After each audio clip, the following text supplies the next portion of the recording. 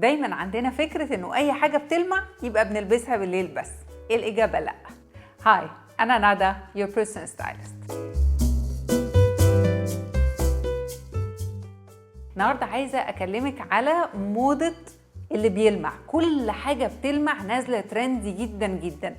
يعني فكرة ان انا ابقى لابسة البايات او الترتر او اي خامة بتلمع جدا او خامة مطرزة، لازم نتعود كمان ان احنا ما نسيبهاش في الدولاب لحد ما تجيلنا مناسبة ان انا اخرج بيها.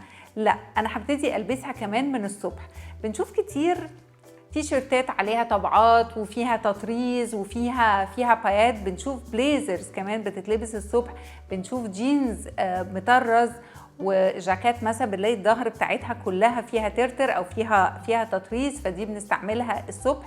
ممكن قوي لو عندي جيب كلها بتلمع ترتر مثلا بايات، ممكن قوي البسها على تي شيرت او على قميص فيري كاجوال، والبسها على جزمه كاوتش واخليها تبقى لوك فيري كاجوال. الشنط كمان البايات هنلاقيها كتير جدا السنه دي وحلوه جدا، سواء ان هي كانت بترتر او ان هي بفصوص. والجداد جدا كمان السنه دي اللي هما بلولي. اللولي دايما احنا واخدين عليه ان هو خامه كده بتحسوها انثوي قوي وبتاعه خروج بالليل.